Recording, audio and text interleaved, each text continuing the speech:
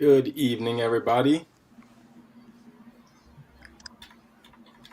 Good evening, everybody in the Caribbean. Welcome to Territories Talk for Wednesday, October 27th, 2021. We're going to be discussing the cost of living in the Caribbean with guests from Anguilla, Turks and Caicos Islands, Cayman Islands, and British Virgin Islands tonight. Want to give a huge shout out and thanks to Channel 82 in Bermuda and Radio 90.9 FM in the Virgin Islands and cbnvirginislands.com for helping to broadcast and rebroadcast the show.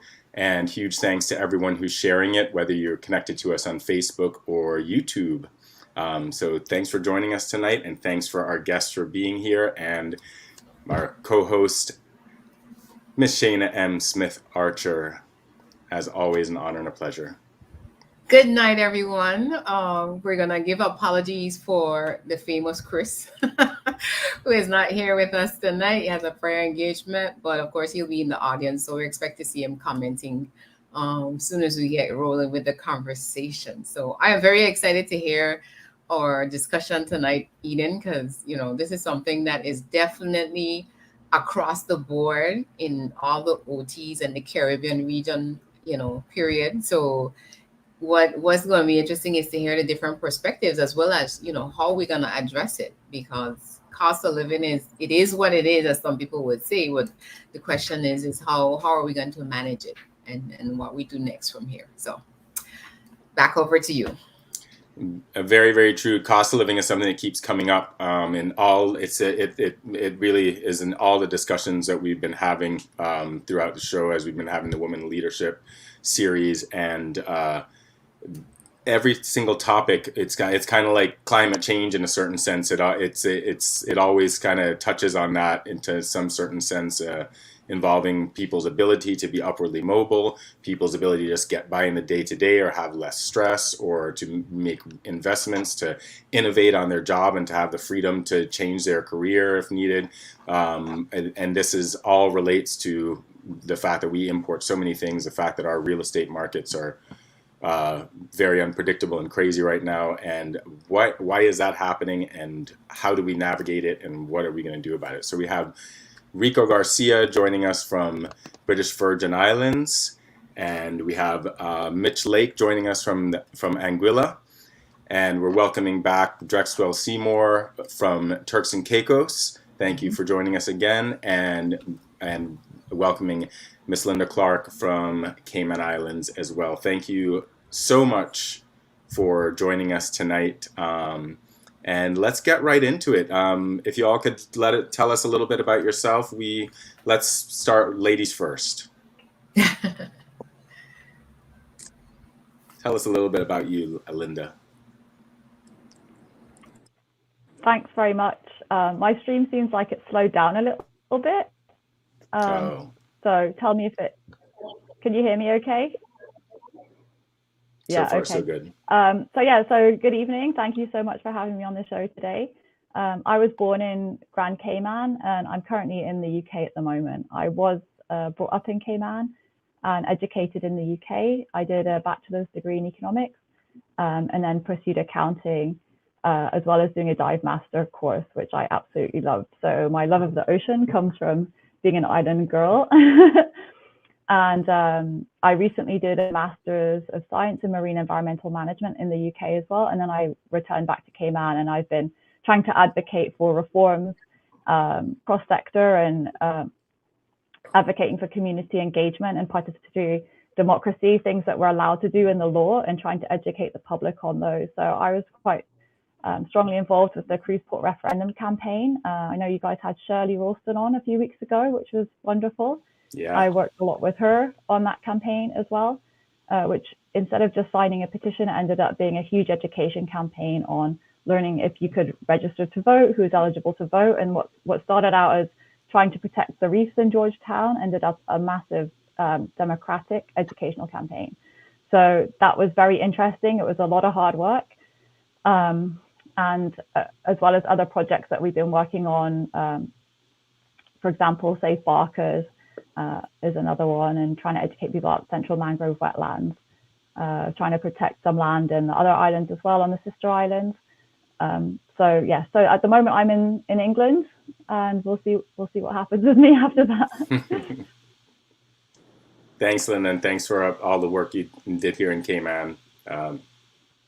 Eternally grateful. Thank you. And Rico, why don't you tell us about your background in BVI? Hey everyone, thanks for having me. Shaina, thanks for the invite. My name is Rico Garcia, like it says on the screen. I'm from the BVI, born and raised. I spent quite a bit of time in the US for school and after school. I double major in management and marketing. I am the regional owner of the BVI. So I guess all Remax real estate in the BVI I'll be responsible for in some in some form of another. I have a passion for business, so I do believe that a lot of my points tonight in our discussion would point the finger or would encourage the business owner and the roles that we play in cost of living and the economy of the country, because business owners are very important to how that goes. So that is who I am, and I'm glad to be here. All right. Thank you.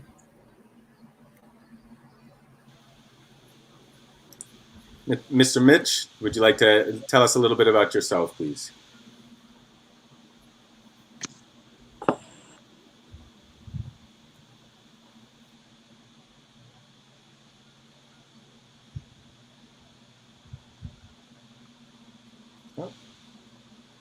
Oh, we can't hear you for some reason. No.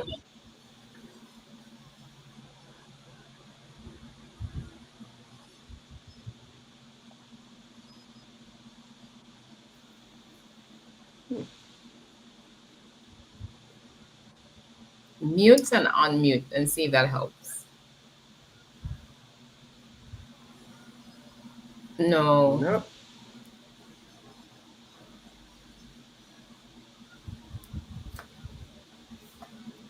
Something seems to have changed there. All right, let me work with him on that. Eden, go to Drexel. Okay. Drexel, our first return guest to a panel here on Territories Talk. Tell us a little bit about yourself and your background coming from TCI. Sure. Well, it's a pleasure to, be back on Territory Talks. I'm a certified public accountant. I have my own accounting firm. I also do property management, and I am a community activist, if you could say that. I write articles on a weekly basis, and I just published my first book.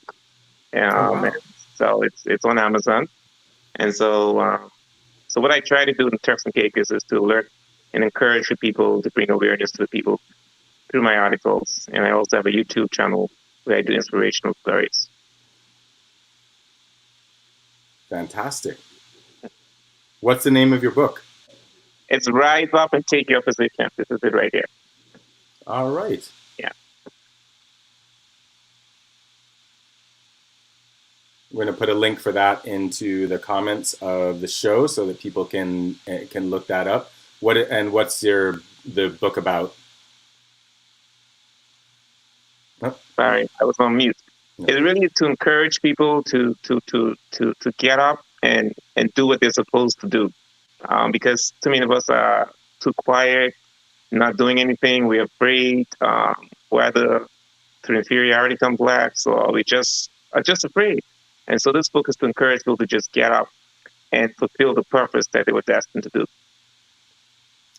Put action to the words, or yes, put thoughts into action, so to speak. Fantastic. Yes, I can't wait to check it out. Thank you so much. All right, Mitch, do we have your audio going yet? No, not yet. No. Might need to log out and log back in. Yeah, I think that would probably be the best thing.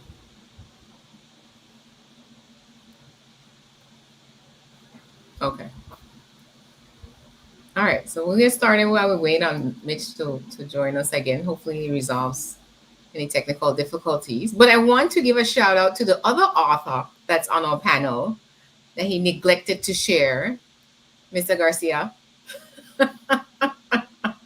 Wow. Nothing? Okay. Oh, he's muted. You're muted. Yes, sir. Thanks, Go Shayna. ahead. I wrote a book as well. It's called Start Where You Are. It's simply because people try to run another race that's not theirs. So you have to start your success from where you are, because we all have a different starting point in life. So that's what the book is about. Start where you are. You can find it on Amazon as well, I think, and also Book Baby. That's where it was published. You can find it on Book Baby as well.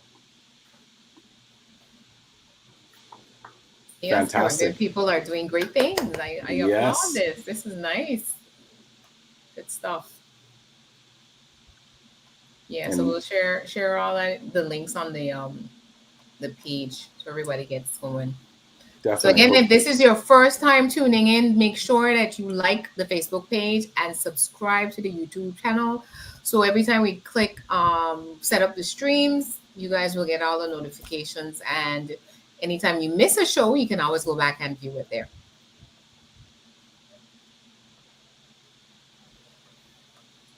All right, Eden, take it away. All right, let's get into the questions, and hopefully we'll get Mitch sorted out soon there. Well, we are discussing cost of living tonight, and there is all over the Caribbean we're hearing about not just the cost of items in the grocery store, but different spikes happening in utilities, the communications, your ability to get cell plans and different things, and prices going up in that regard. And fuel prices, most definitely, as much of the world reacts to these things, and international markets and supply lines react to them, and of course with property and what is happening in different in different communities. So we're trying to find what commonalities do we share, and what is unique in each in or might be a little bit different between the territories and what is going on, and then get some perspectives here as from your personal experiences and what the good sides might be to, like, for instance, property prices go up, so your property is valued more. So as someone who might be interested in selling their property, that could be a good thing.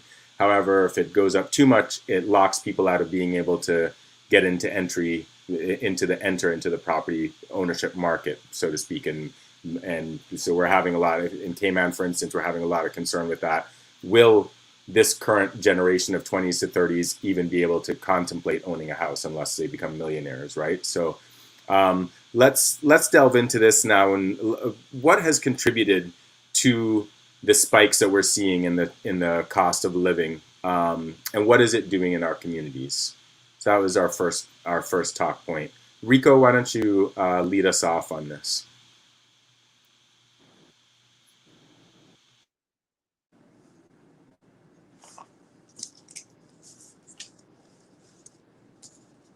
Unmuted.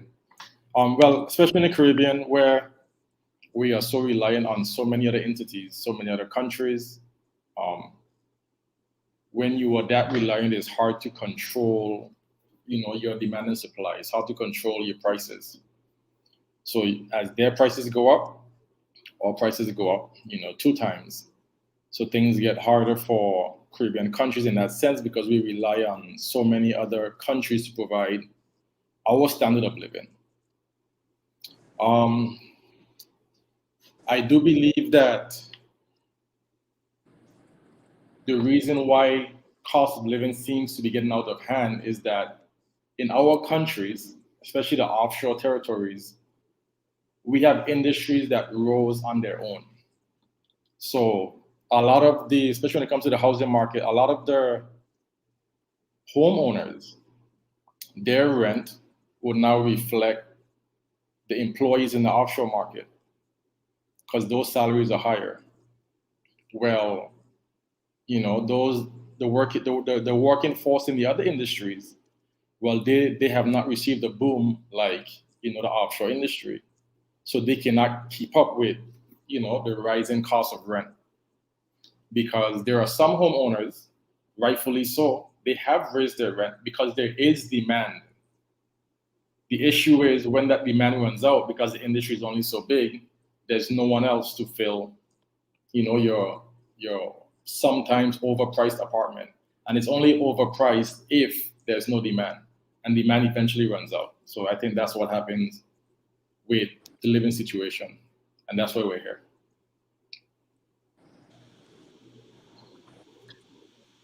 All right, Linda, what do you see contributing to the spikes in the cost of living and effects on the communities?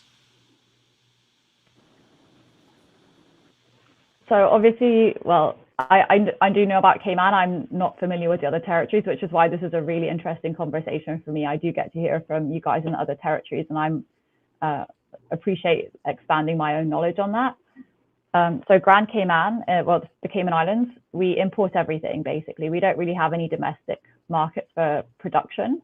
We don't have any exports. We used to have exports of turtling and a few industries, phosphate mining, but those are all extractive industries, and so we've overexploited all of those, and now we're left to decide what industries do we have, and really everything is reliant on imports. So from our labor to our customers are imported as tourists or financial sector workers.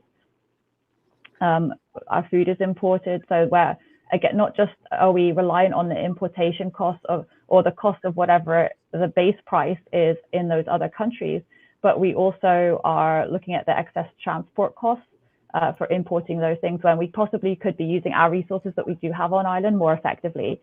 So we don't have a very good circular economy at all in Cayman. Everything is very much a linear economy where we import it and we throw it on the garbage, which is Mount Trashmore. We don't have a streamlined waste system where we can reuse things. It's not actually very easy to do that, to access things like car parts that could be reused. Unfortunately, in a small society like ours, we should be able to reuse things a lot better and put them back into the economy and keep them in circulation. And every time you have a transaction on a good, you're keeping the money in the economy rather than it just becoming a dead resource in the landfill, which actually can create negative costs to the environment, to our health. Also, it's unsightly, so it damages the tourism revenue as well. So there can be a lot of negative costs or negative features, which are costs to us by not actually managing our waste in a better way. As well as increasing the cost of living. So the global cost of gasoline or petrol, that absolutely affects our cost of living with transportation costs to the island. We pay duty on gasoline as well as it comes to the island. And then we have our own transport costs for our own private transportation. We have poor public transportation options. We don't have safe cycle lanes. We don't have safe pedestrian lane paths for kids to go to school. So we have a lot of excessive trips per person per day. If you have children and they go to different schools, the parent has to drop those kids off at school in their private vehicle. So we're adding a lot of extra trips per day than if we just invested in some safe cycle lanes where the kids could go to and from school or people could go to and from work. So all these costs, extra infrastructure costs, cost of time, loss in productivity for the workforce, that is all a cost to our society where we could be saving some money. So every time a parent has to leave work or do something for the kids, they might have to actually pay a nanny or a helper to do that for them. That's also increasing your cost of living for childcare. So you either have a parent leaving work or not having an income, or paying for childcare to do these things where a child under 17 in Cayman can't drive. So without access to their own vehicle, they're reliant on their parent to drive them. And then our roads get very congested as well. So we get a huge amount of loss in productivity of the workforce sitting in traffic. So that also leads to unhealthy people, very stressed. We've had Dr. Mark Lockhart speaking at a mental health forum earlier this year, in collaboration with the Alex Panton Foundation, and he did express how sitting in traffic makes us stressed.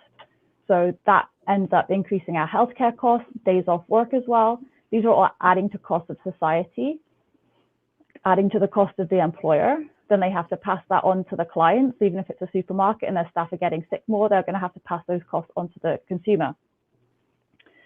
We have very poor consumer protection in Cayman, so there isn't legislation that's robust against price gouging or capping certain costs on things. Electricity provider is a monopoly on the island, CUC, which is around the Caribbean, and they actually have an inbuilt profit structure into their agreement to operate in the Cayman Islands. So every year we have an annual increase, a fixed increase that they are allowed to pass on to the customer, and without regulations to change that, we're always going to see an annual increase in our cost of living. So our AC bill, lights, every electricity that we use, our ovens, microwaves, it's all going to go up in cost per household. And without at least the same amount of increase in people's salaries, your cost of living is going to increase. So there's a huge variety of factors. Those aren't the only ones. A couple of others that are probably pertinent to other islands as well are the climate change risks. As we increase our risks and exposure to climate change, we're going to increase our insurance costs. So whether we realize it or not, the insurance companies are factoring these costs already in, our risk to damage from storms, our proximity to the coastline. Cayman's very flat and low-lying. The insurance companies are already factoring this into our annual hurricane insurance.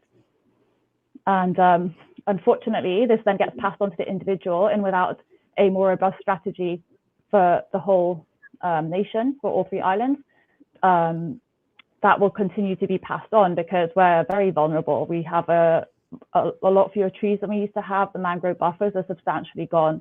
The reefs are extremely degraded, and we've lost a lot of beaches. And I know you guys have shared a lot of this already on the show. Eden did a highlighted show where he showed some of the images of the beaches totally destroyed, and the wave lines up to the property markers, up to the properties now. They're actually not beachfront, they're waterfront now. It's like Venice. So these are all very expensive for us. And then we have the loss in tourism as well. So where we would have been getting government revenue on tourism, obviously it's a challenging year with the tourism product with limited travel. However, when tourists come and they're not getting the same expected value product that they once had, we have to consider how that's going to impact our tourism revenue for the government budget, as well as for the local businesses that have thrived on that before. One thing that we've been doing in Cayman is just exponential growth. So we just import tourists and we import labor. So it's basically an economic Ponzi scheme, and it's not sustainable. So any shocks to the world, like the pandemic, for example, are going to hit us really hard because we don't have the domestic economy very robust. We're reliant on filling restaurants and hotels with a huge number of tourists from other countries. It's not domestic tourism. So I know this has happened to a lot of countries, but I feel like islands are particularly susceptible to this because we don't have roads to drive back and forth. We are dependent on flights. We don't even have ferries or any of that type of transport. We're very much reliant on the flights. So if people can't travel internationally, then we have a big problem, as we've all found out. What I noticed in Cayman is the local businesses that relied on local customers, they actually did all right during the pandemic. Of course, it was hard for everybody, but as soon as we could get the domestic economy going, they could open their business. So for example, gyms, that's a domestic product. Small cafes that are not overpriced, a lot of them did really well. They were okay. You go in and they'd be full once we were allowed to open up. So these are all very good indicators of what was working well and which businesses are really reliant on imported tourism and imported labor. Once people had to go home, they couldn't work in Cayman anymore for the visas or whatever the situation might be, they tried to get an emergency evacuation flight home and just had to make that decision. And then you find out we have a shortage of workers that are skilled in that area. So then, are we going to pay to upskill Caymanians? Why don't we have Caymanians in those roles as well? That's then a massive cost for us to upskill these people, even though we had the workers that were skilled in that industry, like just prior to the shock. So all these things are added cost because we're not investing in our people, we're not investing in our culture, we're not investing in our environment as sustainable resources. So I've talked about quite a few things there, but these all add in to the cost of living. And some of them are more indirect and we don't see the impact immediately, but they have a knock-on impact or delayed impact to these shocks. Yeah, a lot of this is things that people don't often factor in, both as far as causes and as far as the knock-on effects in people's personal lives and in the communities. Yeah, so that's where government policy, they should have policy advisors. And in Cayman, we have departments and ministries, and they report to the minister. And so they have a lot of people who have a lot of technical skills underneath them. And they should be able to collate some of this information and then pass on what is going to be short, medium, and long-term solutions or options for the government. And then they should be able to decide between those things how they want to proceed. Unfortunately, we see a lot of things that are very short-term and they don't have a long-term impact, which is really undermining our long-term success. Yeah, very true. Let's get into that in the second question here, and we talk about what decision makers can do. Mr. Drexwell, how are you? What's your perspective on this? On what is contributing to these spikes in cost of living, and what are some of the effects that we see going out into the community?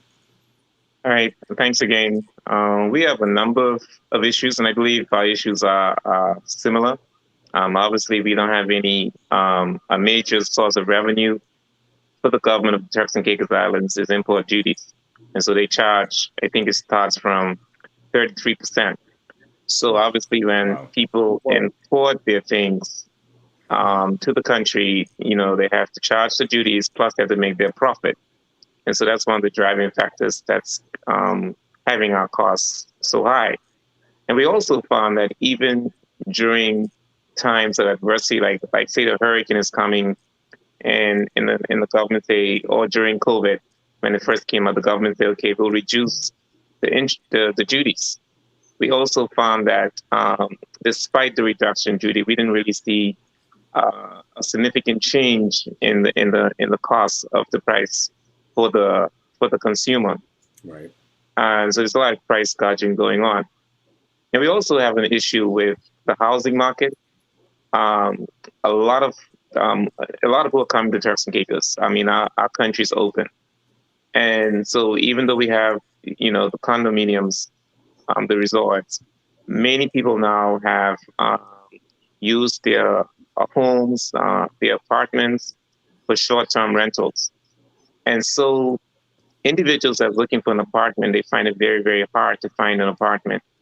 And if they do find an apartment, it's going to be very high because individuals are renting their place for short-term rental. And so if they want the apartment, you have to pay a high price. And even though those persons who are not renting short-term, but because they know there is demand for housing, they increase their price deliberately as far as I'm concerned. Because 4 years ago, say the price for a two-bedroom was probably, let's say, $1,000. Today now it's $2,500. It's that same apartment. There's been no upgrades, but because of the demand, the prices of the apartments have increased dramatically. And then you have, our utilities for telecommunications. You pay a 12% tax on your usage. And then, of course, you have my utility companies, I think it's 27.5 cents per kilowatt plus the fuel factor. Because the fuel factor obviously is not the same. It changes. They just recharge it to you. So all of those, and fuel right now, we know is a big issue in terms of the price. And so all that is impacting the costs, the spike in costs here in the Turks and Caicos.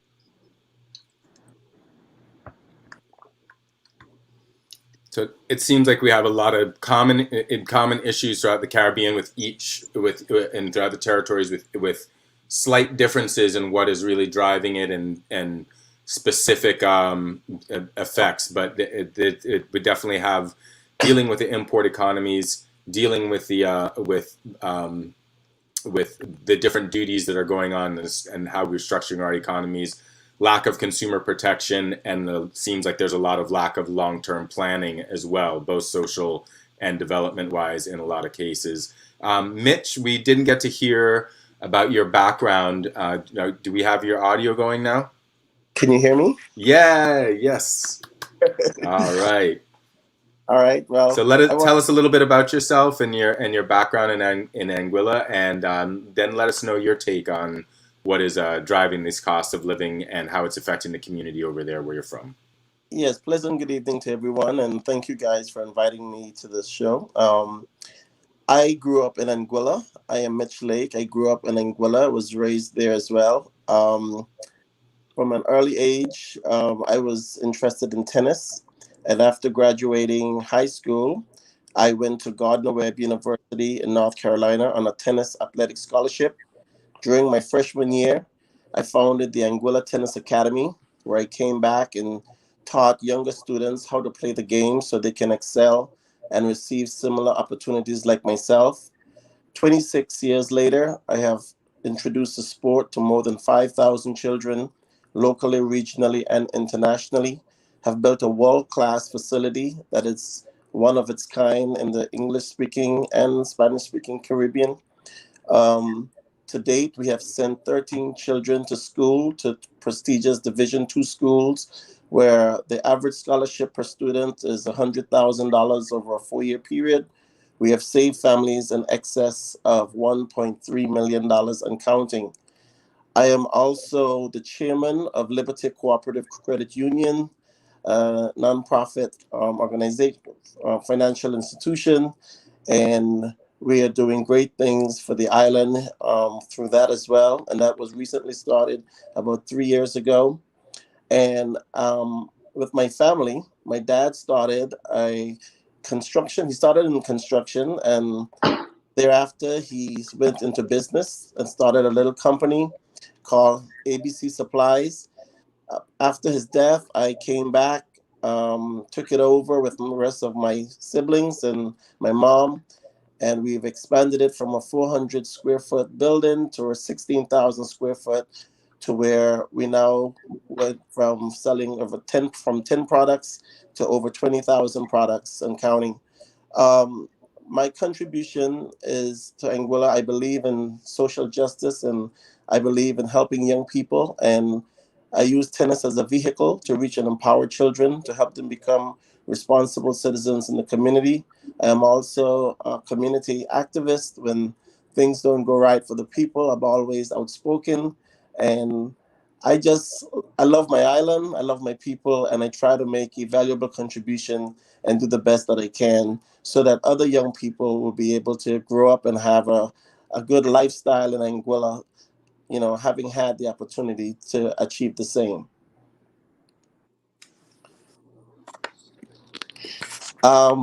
Excellent. Thank you. Go ahead. No, thank you. That's a great contribution to your community, man. That's fantastic. Thank you. In terms of the cost of living, Anguilla has a unique perspective on this, because growing up in Anguilla, one of the unique things about Anguilla is that the people own most of the land. Government doesn't, have owned very little. And over the years, families have, hold the land and pass it down to generations. Mm-hmm. Today, we have seen that has changed, because we are now seeing land being sold at a rapid rate. And I think what has contributed to that is tourism. Tourism and construction are the two main industries that help Anguilla financially. And I think that the lack of policies over the years and a proper plan as to how we would develop our island over a 10, 20, 30-year period has contributed to just a free market society. with very little policies and guidelines on how to shape the country to protect its people as it develops. And we've seen investors come in and build huge hotels, and the EC dollar, which is the currency, has now been taken over by the US dollar. And that has happened because of tourism, in my opinion. Um, we've seen where the cost of construction has escalated to a very high rate because the investors coming in would pay more to get their projects completed. One example I can give you of that is when I was building the tennis academy, my contractor was paid 100 EC dollars a day. A laborer was paid 40 EC dollars, and a skilled person was paid like $80. I had about 40 people working on the project, and we were moving at a rapid rate.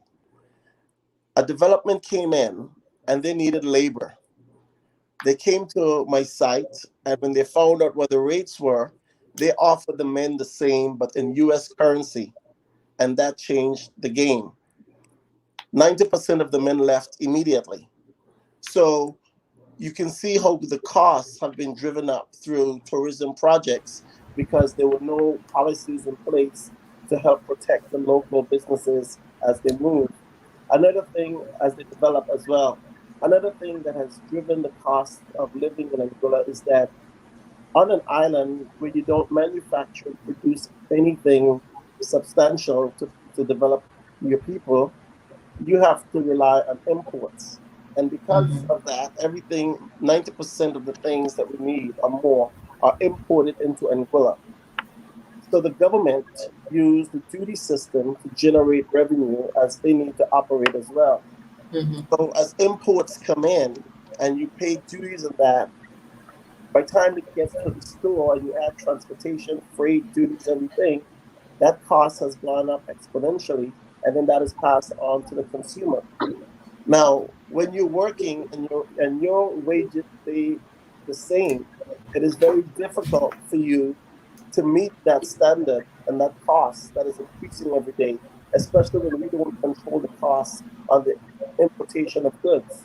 Mhm. Um, and the fact that we operate like in a free market society where you determine how you price your goods, I think the lack of price control over the years has allowed persons to price their goods how they see it, and that free market is good in one way, but it's bad in another way because it always comes down to where the consumer gets hurt at the end.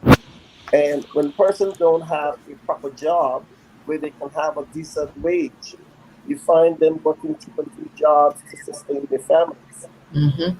Cause the deterioration of the family structure of the years, to where you see where persons who preserve the family heritage and land, now they're forced to sell to try to sustain themselves.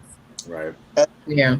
That now more people come in and determine what the cost of your land would be, because obviously you want to get the highest dollar for your property. That has then taken the property beyond the reach of the locals now. So we have gone from where locals were owning most of the land to where they're now selling out a lot of the land. And the younger generation is going to find it hard to to purchase or repurchase what was sold because it is now priced beyond their reach. Mhm. And this has been done by the persons we have brought into the island, who are now assimilating with us and who have now even become Angolians or belongers to where they can compete with us. And because they have access to more capital, they're able to develop faster than the people on the island.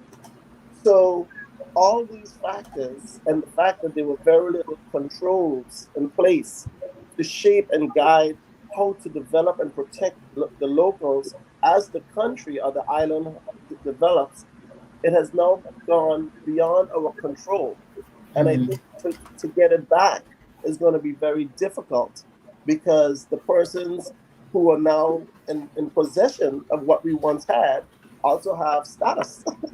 So they can trade and do with the same rights and privileges that we have. Mhm. So I think all those things coupled together has helped to, increase the cost of living. And now we see today, with the price of gasoline, for example, the government in Angola has a budgetary shortfall, um, trying to get about $22 million, and they have increased so many taxes on the people. For example, the um, the hospital fees have gone up, electricity has gone up. Electricity went from 8 cents a kilowatt to 42 cents a kilowatt, and the people complained, so it was brought back to 25 cents a kilowatt. But I think it's going to go back to 42 in a couple months. But that has now created a tremendous cost on the people, and it's affecting them in a very negative way. The gasoline, the annual license fee that the bulk companies that bring in gasoline in bulk were paying of 100,000 EC a year, the government has just increased that to 750,000 EC dollars a year. So from 100,000 to $750,000. So what they have done now is pass on that to the consumer, and we are now at a stage where it's $18.21 EC a gallon of gas. So when you couple the cost of electricity and you look at the cost of a gallon of gas, and persons of having minimum wage, we don't even have a minimum wage in Anguilla. I was about to ask. We don't even have a minimum wage. So when you look Wow. at the cost of someone to go 7, 8 miles to work and getting, $5 an hour or less, it is very difficult for that person to survive. And this, on top of this, now to add insult to injury, the government have just passed, against the wishes of the people, the GST Act, Mhm. to where the goods and services, to where businesses making 300,000 EC a year will now have to register for the GST and a tax of 13%. So rather than just introduce GST, they increase costs at every level across the board and then introduce GST. So in July 2022, an additional 13% is going to be compounded on the Wow. increasing costs right now. And people are finding it very difficult to survive at this crucial time. So they're tapping into their savings. Mm. And we know that we came from Hurricane Irma just a couple of years ago. Families haven't recovered as yet. Mhm. The businesses did not receive any grants to restore their businesses. There were no real help given to the people. Now we have a pandemic.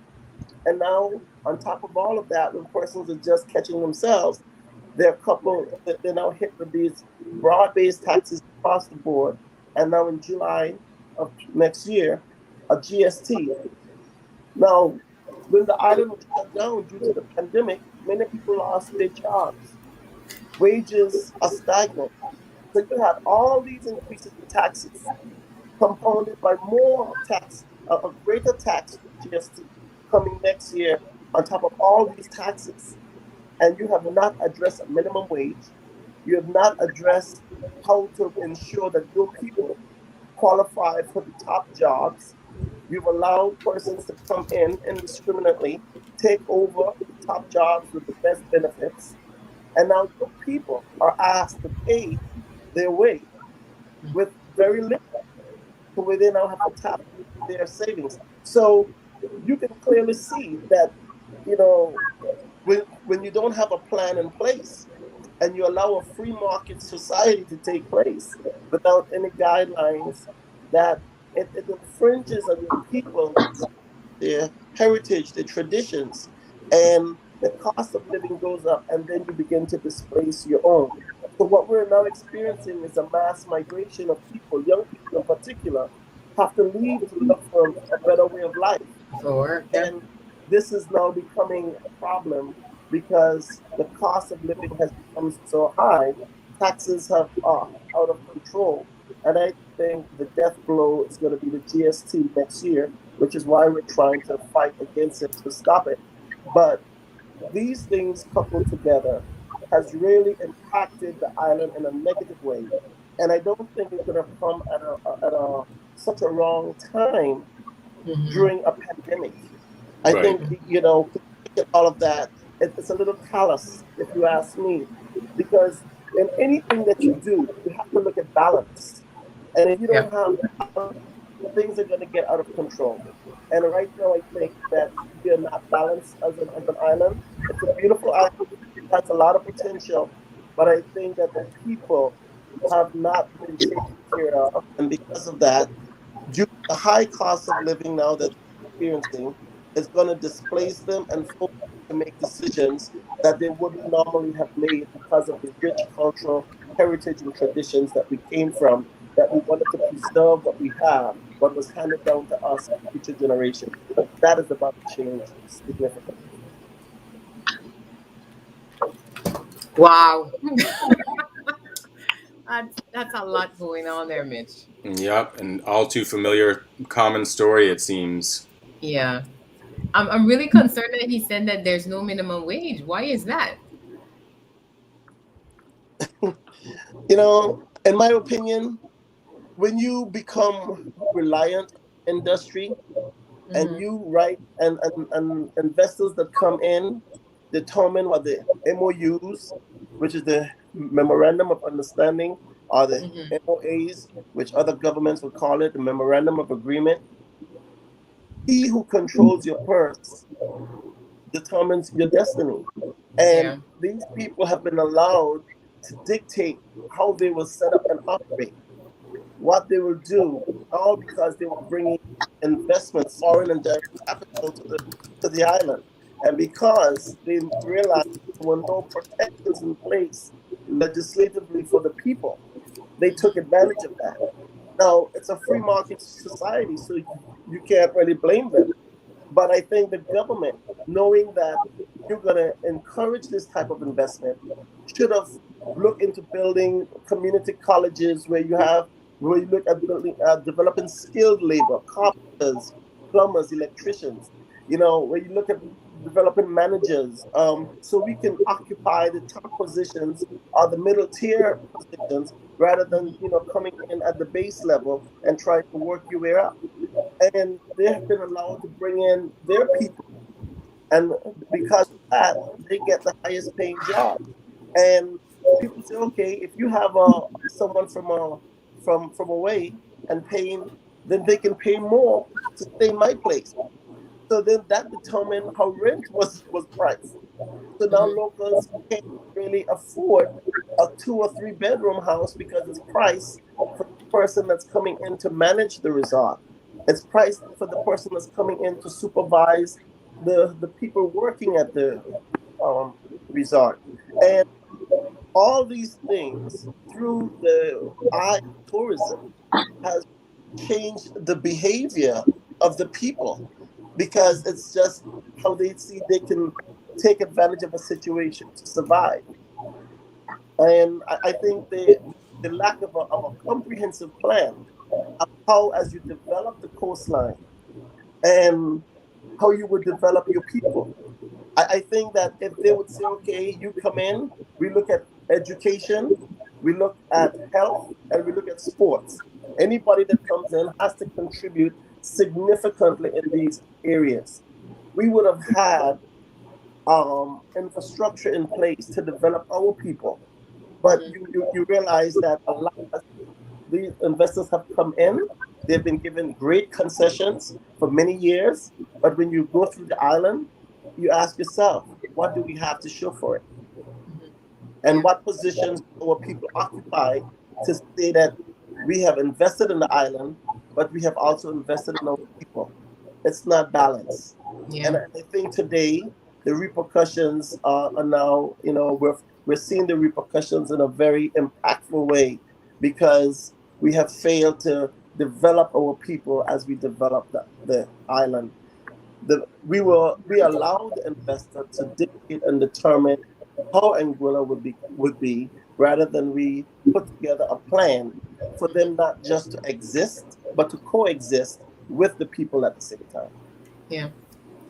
Yeah. It's very key where we have investment, foreign investment, especially for the development of the people, because I know one of the things we've seen, I guess all our territories have shared a similar history in terms of our development over the years, starting off with tourism and then moving into financial services. But as you're saying, Mitch, we see it here in the Virgin Islands same way.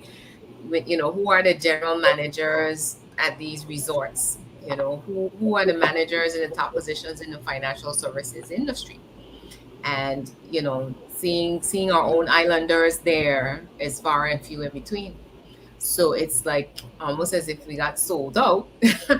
And we only now realizing to our detriment, almost where it's at. Someone was in the comments asking about the minimum wage in the Virgin Islands, and it's at $6 right now. That was recently raised, probably within the last 5 years, from four something. Same Right? here, $6.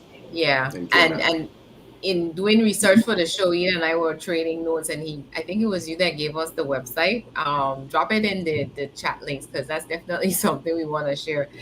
And it was amazing when they calculated cost of living. So cost of living, usually just talking about the basics of food, shelter, transportation, and utilities. And it was like the average wage in the Virgin Islands was enough for 0.7 months.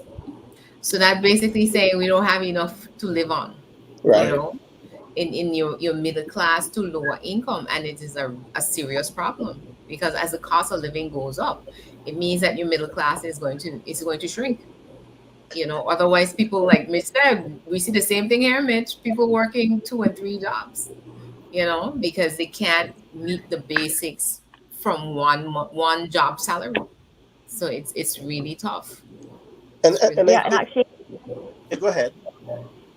in Cayman, actually, unless they changed it very recently, it's $6 per hour, but minimum wage. But if you're in a service industry, it's $4.25, I think, because you're in a tipping job.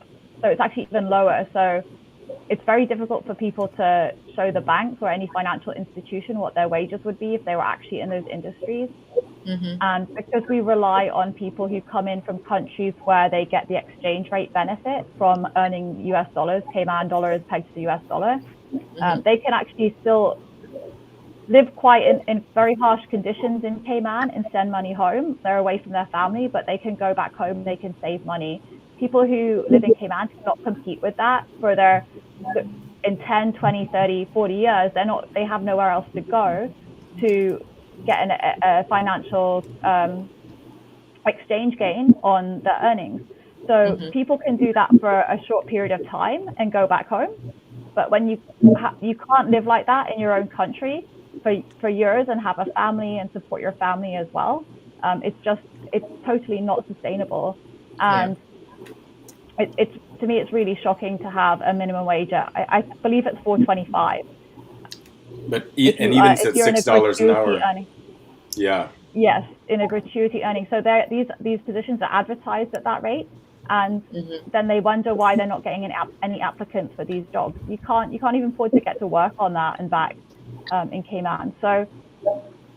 And you can't claim gratuities when you go to get a mortgage either. Exactly. So it doesn't even help you, even if you're earning a significant amount in tips. It doesn't help you to get a loan necessarily. And exactly. I understand it's common in the Caribbean. Access to financing is a huge issue. So I recently was made aware directly of this issue.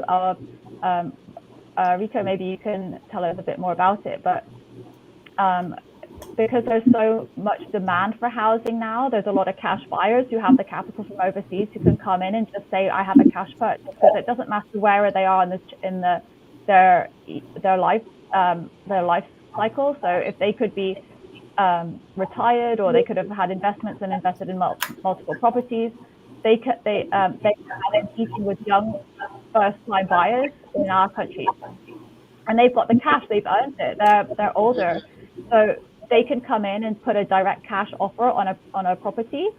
And if you have to wait for 30 days to submit some information to the bank, even if you can get approved for the loan, there's people who are selling their properties are not willing to wait to even process those applications for loans for people in their own country.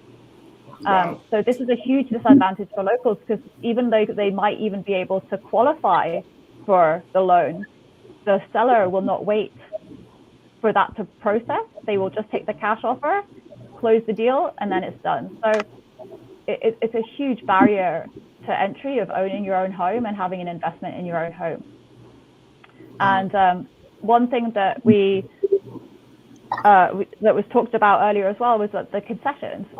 Recently, some information on concessions was released to the public. One of the huge problems with this was it wasn't made public, and this is public funds we're talking about that have not been collected. These are hugely regressive tax policies. If we think about taxation should be to redistribute income for the benefit of everybody, that's not communism. That's what taxation systems are for, to redistribute income from the more wealthy to the people who have less, or provide services to the population. That's the whole role of government, and the whole role of taxation system, any taxation system, is to pool your money like a small strata. You would pool your money, put it together, and then allocate it out to people as they need it. The people who need it most should get it most. So if you're taxing the people who need help the most, and you're not taxing the people who actually have the means to be taxed, then that's a very, very regressive policy. And the people who are going to hurt the most are the people who are already the worst off. To me, that's not a way I want to live in society. That's not the Cayman that I was brought up in. People were very generous and very giving. And there's certainly people like that now, but with a huge importation of people living in the country, the number of Caymanians in the country is almost overtaken now by work permit holders, which is a big danger to the culture and the way of life for local people. And even just running into people that you know, there's more and more people that you just don't know, and that's a huge cultural difference, whether they could be nice people or not. But for just a short period of time, the last 20, 30 years, it's a huge difference in the social norms, and that impacts people too. That's just one example of running into people in the supermarket. But it just shows how it's changed very, very rapidly. And we actually recently heard that the ombudsman had told the government they must release the concessions, how much those concessions were on big hotels, and they're in the millions of dollars. And they have reported as well that the Caymanians are not getting value for money for these concessions. There's no way to check whether the benefits they were promising to get these concessions have actually happened. So again, that's giving a tax relief on the people who have this unlimited capital that they're investing in the country, and the normal Caymanians are not getting anything back. They're not getting good road infrastructure. They're not getting extra money for education. They're not getting any healthcare benefits. Yeah. So so we're losing money, and then we're charged more at point of consumption. Right. So these are all policies that we have been following, and when we look back into the records, there's huge numbers of consultants' reports across every industry in Cayman, like agriculture, health, education, conservation, that would have addressed these issues 30 years ago, and they were never followed. So all that's happened is that these problems have now exacerbated, and we have less opportunity to correct them, because we've lost a lot of the resources, especially the natural resources. And we have more people now to get the buy-in to agree to these policies, that if they'd done them 30 years ago, it would have been easier to get the buy-in of everybody, of the voters. So now you have people. Now you have people who oppose things, who are from other countries. And of course, if you're a resident in a country, there's arguments, of course, that you have a right to oppose things and have your say. But it means that there's people who are opposing policies that would actually benefit Caymanians who aren't from Cayman. So it's really undermining the overall ability for participatory democracy and self-determination. So I feel like we really have lost a lot of self-determination because of a failure to act in a timely manner on a lot of these problems. Now the cost is going to be much higher in terms of for future generations, and the lost opportunities is higher too. So it's really lamentable that they weren't done a long time ago. Yeah. Rico, you wanted to chime in or direct I think what Linda talked about with I guess foreign buyers with more ability coming in and buying properties that maybe the local Cayman could have bought, but they did not give them the chance. The BVI does it a bit differently, where BVI belongers have first preference over any property that a foreigner buys. So if there are BVI landers or belongers out there that have the ability, then they get first preference. Doesn't matter how they're buying, whether it's cash or financing. If you have that status, you have first preference. So I think that's one thing the BVI does well in terms of trying to protect the locals. The thing is that I think a lot of our territories should adapt to minimum wages. So there's a minimum wage for, because I listened to Anguilla and I was like, wow. Yeah. And the developers that competed with him should have a different minimum wage, but also local focused. So that higher minimum wage goes to the local person. And we're going to have to understand that we're not going to get out of this. We might not get out of this in our generation, but we might get out of it, in our children's generation, if we implement the right things now. I think there's always a flow of money in the world. There's always a flow of money, and money has a flow to where it moves the most. There's a higher circulation, and money follows value. And I think what all territories we've done wrong is that we haven't evolved and followed the flow of money. There used to be a time when the flow of money was agriculture, so that's what everyone does. The flow of money in the superpowers now is not agriculture. It's innovation and technology. And I think our territories have not tapped into that flow of money.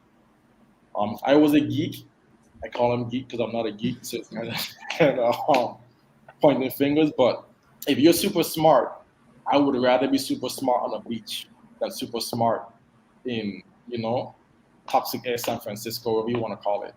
So when we haven't tapped into a different flow of money, that I think will help our territories quite a bit.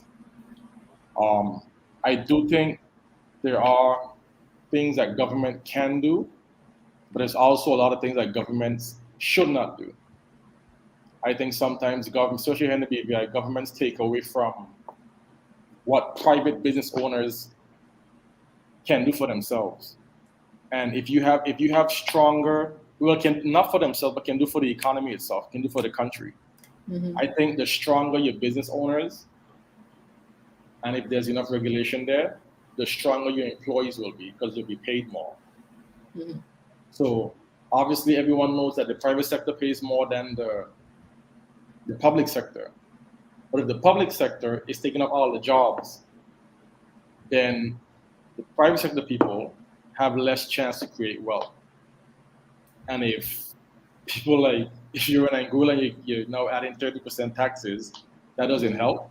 But we need stronger businesses. The stronger the businesses, the stronger the employees. And I think, obviously, this is an example that's a bit extreme. But the average salary of a Facebook employee is about $200,000. We can have, if we had stronger businesses, and we encourage our businesses to train and educate the people that we have, then I think we create more value. And I think we have higher paid employees if we have stronger businesses. I totally agree with your sentiments, but I think that what we started out with as an industry in terms of tourism for good came to haunt us in the end. Because what it did, the leadership became so complacent that they allowed the developer to just bring in the money, and however it is dispersed to the community or the island, so be it. So by doing that, though, what has happened is that they failed to put things in place to protect the local. For example, when we had the large developments, I went to the leadership at the time and I said, you need to protect us, and I have an idea. Bring all the top contractors together and let them form one company. clearly we don't have the labor force to complete a project at the magnitude of this one. So we're going to have to bring in foreign workers. Mm-hmm. But let the workers come in through the local company, and they benefit financially from those workers. And that way, you hold the square footage, the cost of a square, you keep the cost for the local at $100 a square foot or less. Otherwise, what's going to happen? If the top contractor has to be subcontracted, but he's paid $300 a square foot, he's not going to ever come back to me for $100 a square foot. So I'm never going to be able to build an average dwelling house.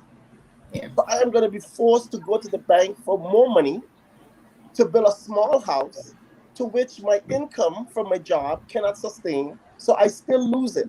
And that is what has happened because they failed to allow the contractors to come together to create a company.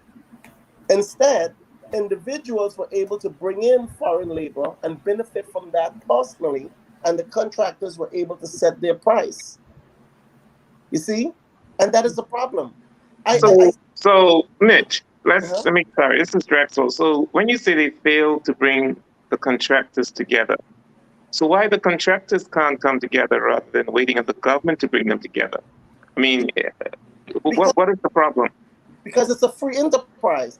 If I have more top houses built than you do, if both of us are contractors, clearly I'm going to be sourced first and I can set my price to prevent me and you from competing because I may have more experience than you.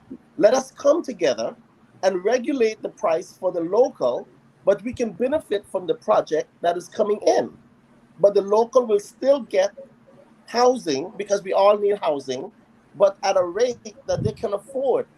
Otherwise, the foreign investment coming in will dictate what I build a house for after that. And that is what has happened. It was never So regulated. you don't have like a restricted for in Turks and Caicos, we have restricted categories where businesses are restricted where only Turks and Caicos outlets could participate, even though some of them allow expats to join them, you know, because they don't have the money. But we have over 100 something categories of businesses that's restricted just for Turks and Caicos Islanders. That's smart. That's showing that you can help your people. We don't have that. We don't have that. We had a question in. Oh, sorry, Mitch. I was curious about rent controls. We had a question from Britt in the Facebook chat asking about rent controls in the different territories and rental protection. Because in Cayman, it's practically non-existent as far as the quality of the housing. Accommodations quality is one thing, but as far as rental controls and trying to protect renters' rights. Mm-hmm. And what's the situation like in Anguilla and in TCI and in BVI? Well, pretty much with rent, it all depends on where you build. If I have a rental property close to the water, it's going to be more expensive than if it's inland. And when persons build close to the water, they're not really trying to attract the local renter. They're looking at someone coming in to capitalize a maximum dollar. Right. So because there's no policy to say how much I can rent per month for, um, I pretty much will develop my property to my likeness and to what I can afford, and then try to maximize top dollar from that. Mm-hmm. Yeah, in Turks and Caicos, we don't have any restrictions. People rent, people charge whatever they want, even though there is a cry by the people for some sort of And price cost. control. Mm-hmm. But the governments, I mean, both political parties have not sort of gone that route where they have a price control mechanism. They believe that the market should dictate the price. Now, I honestly believe that the prices that we are paying are exaggerated.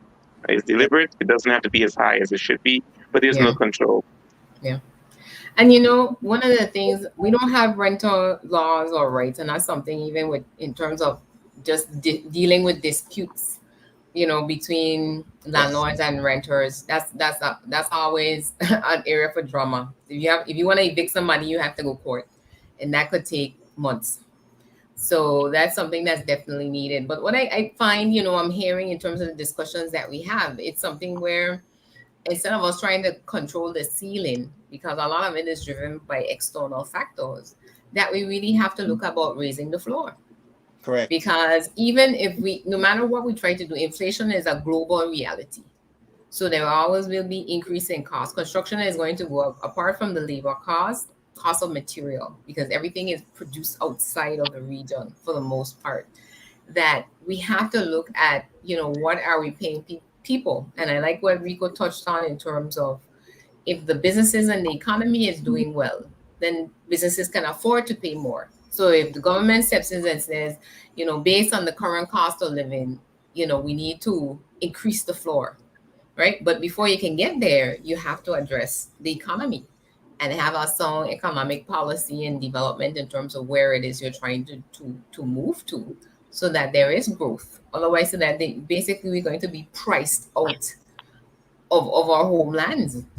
100%, and I agree with you, because if you don't do that, it is going to be very difficult for you to bring your people along as the island develops. One of the things, the acronyms that I had developed was the PPP theory. Mm-hmm. And I said, in order to protect Anguilla, you must promote the people, and that way we can. It said, to protect Anguilla, you must mm-hmm. promote the people, and then we will be able to preserve for future generations, mm-hmm. right? Mm-hmm. And yeah.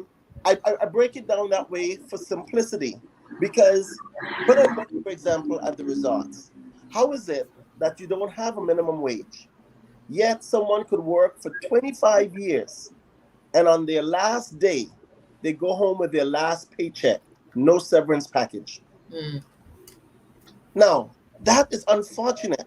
And on top of that, we have no safety net to say, okay, we shouldn't have a national health insurance policy that person could benefit from for the years of work that they contributed, not only to the resort, but to the island in general. Mm-hmm. Nothing. No severance package. So no pension is required? No severance package. There's no severance packages. So Mitch, if an employee is made redundant at Anguilla, suddenly they should get a severance pay, shouldn't they? I think it's 3 months. We didn't hear what you said. I think it's 3 months. 3 months for each? Yeah, I think it's a 3-month payout or if it's made redundant. No matter how many years you've been working there? Doesn't matter. If I made you redundant, I think it's 3 months. But we have had employees who were made redundant after 20 plus years, and they went home with their last paycheck. I think it's 2 weeks for every year in Turks and Caicos. Wow. No severance packages, no national health insurance scheme. But look at the irony of this. I think in many ways what has happened has been deliberate. And I tell you why. How is it that successive governments, could be in power for so long, they don't contribute to the social security, they don't contribute to the levy, but when they leave office, if you were chief minister, if you served for 20 plus years, you go home with $500,000 plus, and then your severance and then your pension is 2/3 of your highest salary, but you never contributed to any of the schemes. Can you imagine that? But the local workers, the maids, the bus boys, the gardeners, they work for years, mm-hmm. doing such a beautiful job, and they go home with their last paycheck. But if I came into government and my salary was $15,000, and when I leave 20 years later, it's $25,000. My pension is based on 2/3 of my highest salary, of which I have never contributed to one of the schemes. Wow.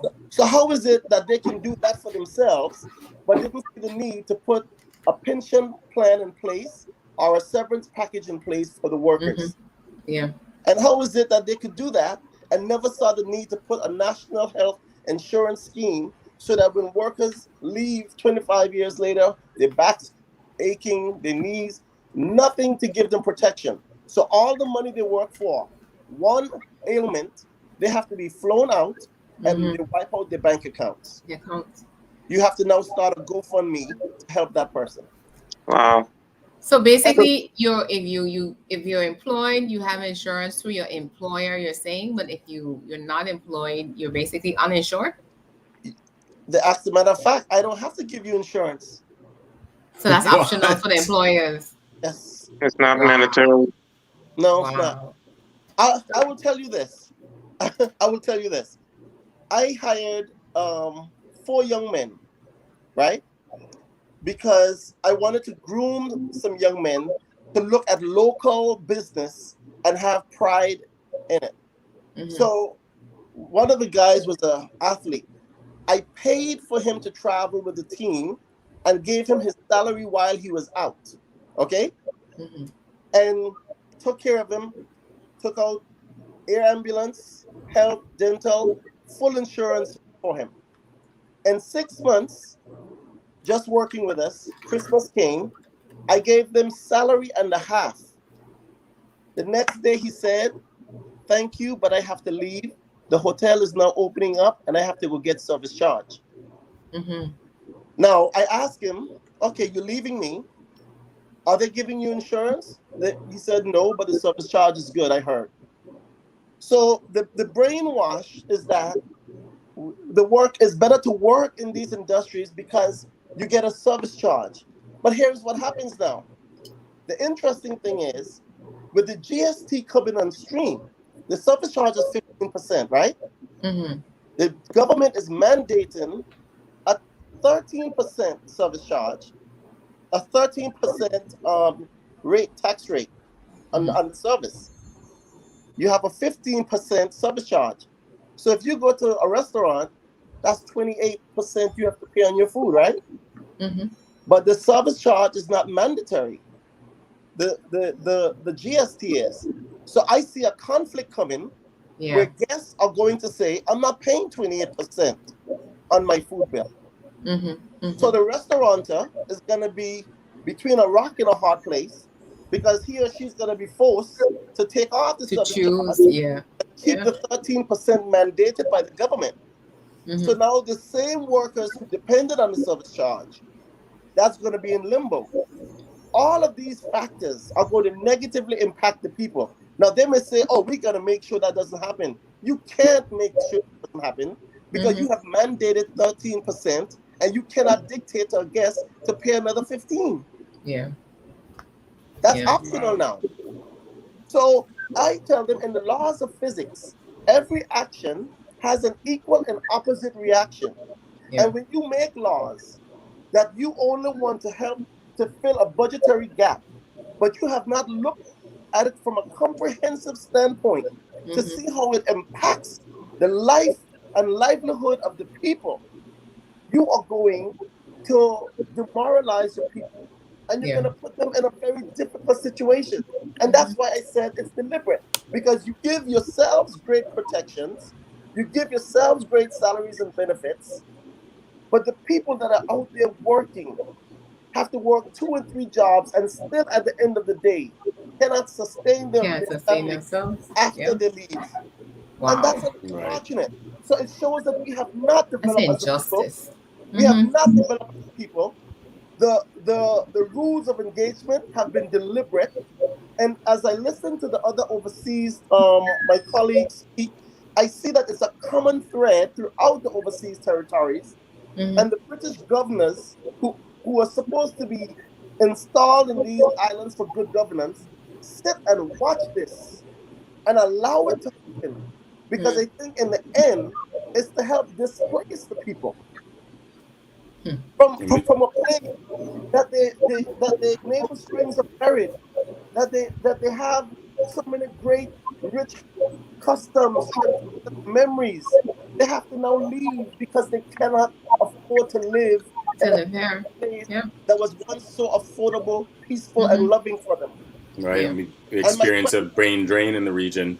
And that's what caused the brain drain. And my Yeah. question is, why? I, I, Mm-hmm. I, Right. I want to ask a simple question. Why? Why would you do this? It's a deliberate attempt, it's a deliberate act, because when you look at all the territories, it's a common denominator. And it's the only thing we can say is because we're now in the 21st century where you can't just take me up and tell me get out. I can make it difficult for you to survive here. I can Mm-hmm. make it difficult for you to live here.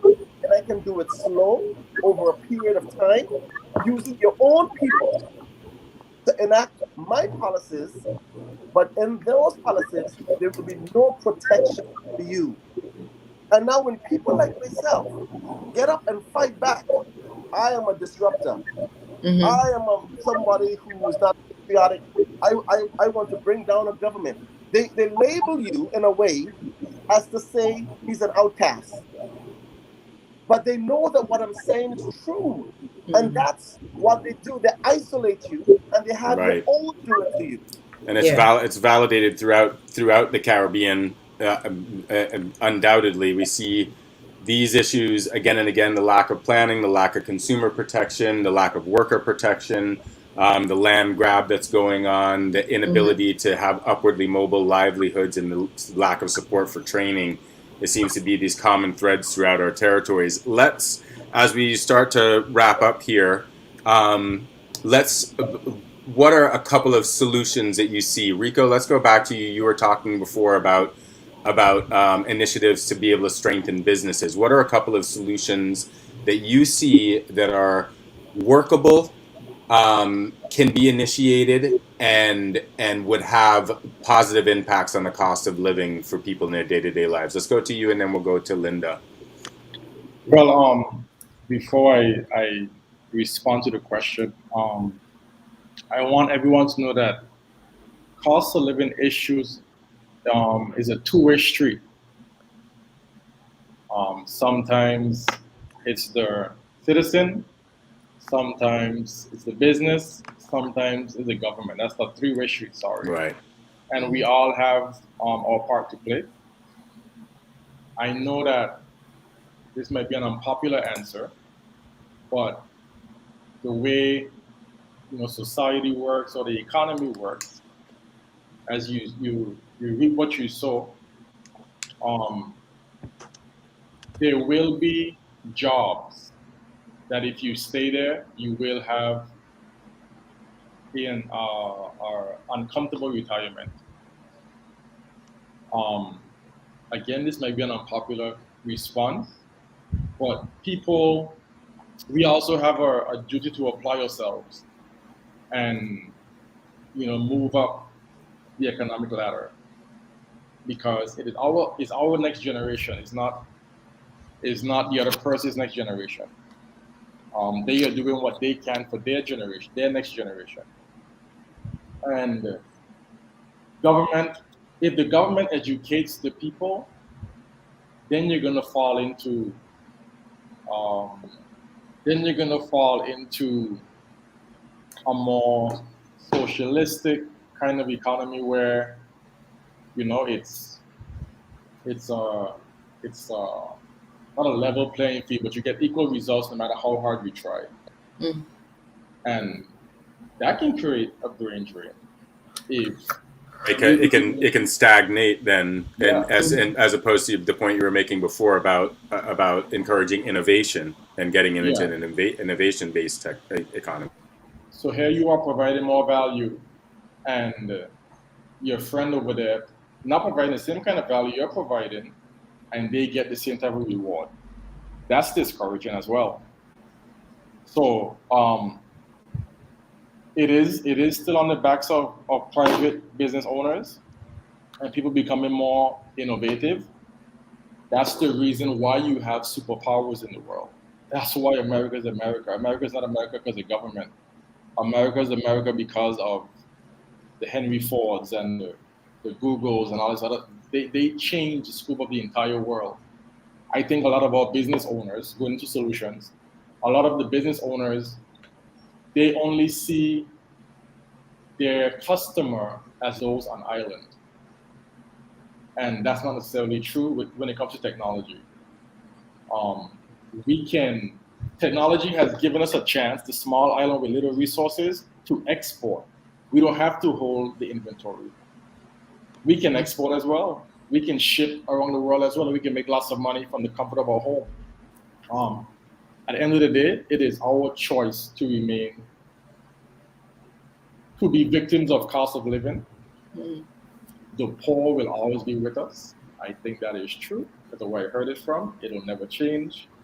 So I do think that we have to adapt as people, and we can't sit and only point fingers at government.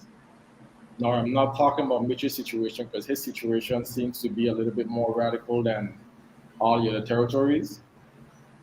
But people, they do have to apply themselves a bit more to move up the economic ladder. So am I hearing you talk about basically that you want to see businesses should be the ones that are driving economic diversification and not waiting on government to do it? Yeah, so government is there to set regulations that do not make, like for example, there shouldn't be free market, just plain out free market, like how Mitch was speaking about. So government is there to set certain things in place, but those regulations, they can't stifle businesses. Okay, so to have businesses taxed an extra 30% and still have complete free market, they fight against each other and they just make it harder. Yeah. So government has to find a balance on how much they regulate. Too much regulation doesn't help the businesses, and not enough regulation doesn't allow a foundation everyone can work from. Okay. So I think there are adjustments to be made across the board.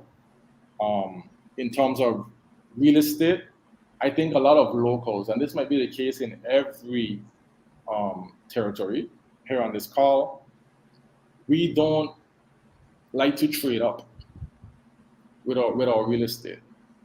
Maybe they think it's a scary move, but I try to encourage people to trade up. I have the chance to own very prime property in the BVI, and I got there because I traded up. I started with a piece of property this price, value went up. I sold it. I mean, the piece of property is not. It's not my God. In America, they trade up a lot. In other developed countries, they trade up a lot. So if you buy a house for 300K, you sell it for 400K, you have 100K different, you buy a more expensive property. And then you trade your way up to the more expensive real estate. And that allows you to charge a higher rent in the end. Again, my book, Start Where You Are, it shows that we don't always start at the same place. Sometimes you have to work your way up to what you believe to be a level playing field. Some people start below the playing field. And we just have to realize where we are so that we can move ahead.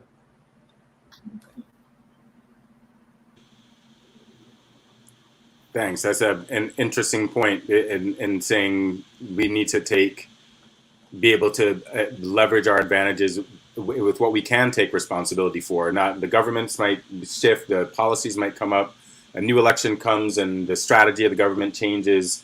But whatever advantages there are, whatever opportunities there are, we need to make sure that we have primed ourselves to take those and to make moves on them to the best of our abilities. I mean, I think that it's a very good thing for personal empowerment. Linda, what is your take? And then we'll go to Drexwell. Give us some ideas of workable solutions that you see that would have an impact on cost of living. Thanks, Eden. I just wanted to mention a couple of things about Cayman. I'm not sure if the other overseas territories are aware of them, but we do have some technology sectors in Cayman that have been encouraged. Now, the problem with those is that they demand land and other staff members or employees, and they get a huge number of exemptions. So they are actually undercutting the ability of Caymanians to survive and set up their own businesses, even in these tech industries, because so we've got the special economic zone, and we have Cayman Enterprise City. and the number of exemptions they have, the locations where they want to build their developments are in prime mangrove habitat as well, for example. So these are actually huge costs to Caymanian who could otherwise either have those mangrove, for example, areas for protection, for wildlife, for biodiversity, for well-being, for water clarity, for storm protection. We could have those, or we could slowly over time be able to build some sort of level of housing in those for Caymanians. So when they buy up big tracts of land and then use it for these companies that are supposed to have no impact in Cayman, the analysis of their impact versus their benefit, I don't know how they've calculated this. It really doesn't seem like it would be in favor for Caymanians. So in Cayman, what we have is regulations that actually undermine the ability of Caymanians to succeed. So this is one of the big problems. So one of the discussions I've heard is the regulations that are there should be in favor of promoting businesses, but also local people and local welfare in the long term. Mm-hmm. And we actually have a lot of policies that are the very opposite of that through governments that I've personally not been happy with in the past, and their regulations and keeping things hidden from the public. So we're not able to protest our objective things that are happening behind closed doors that impact us in terms of regulations going through on New Year's Eve on the 31st of November, or regulations going through on the 25th of December. We're not able to review those kind of documents. We're not aware of it. It's very obvious that everyone would be distracted by the holiday season, things happening at that time of year. So it's actually rather underhanded to pass legislation then, and it's designed, in my opinion, to not be reviewed by the public. And then all of a sudden it becomes into force and no one even knew those things were happening. So one thing that I would like to see that would be improved is genuine public participation and transparency with the government. We talked as well about the concessions being hidden and not being told what their value, what the deal is, what's the trade-off for these concessions that has been arranged. How do we monitor that we are getting value for money for these? If they're developing property that has X number of hotel rooms, well, how are they contributing to our infrastructure costs of having those hotel rooms, and then actually adding in a benefit? So there should always be a net benefit to Cayman for these entities. And I think because Cayman's grown so quickly, and a lot of our legislators actually have been around for quite some time, they're quite experienced.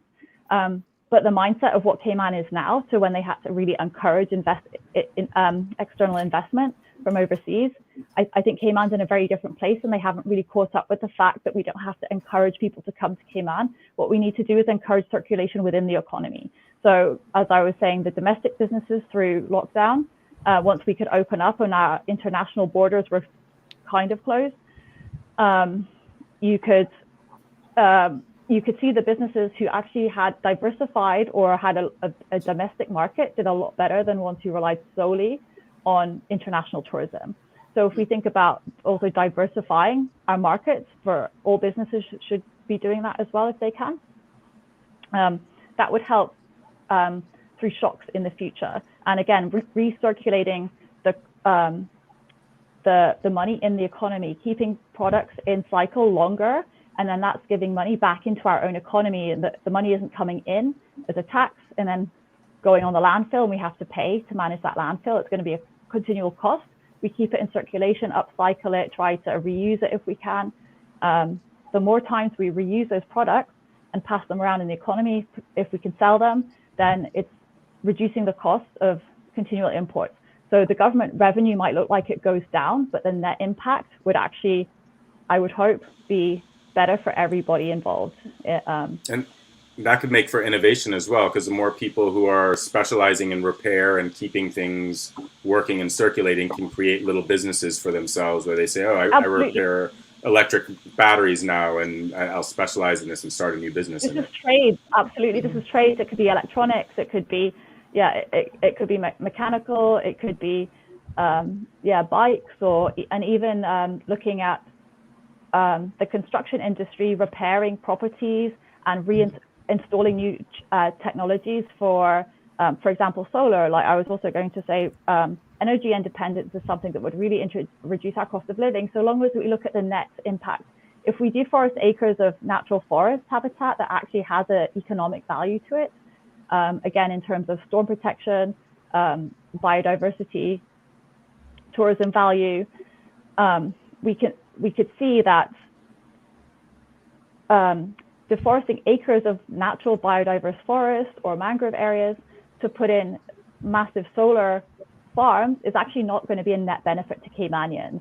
So we need to really look at energy independence, food security, look at the Sustainable Development Goals, implementing monitoring procedures for pollution.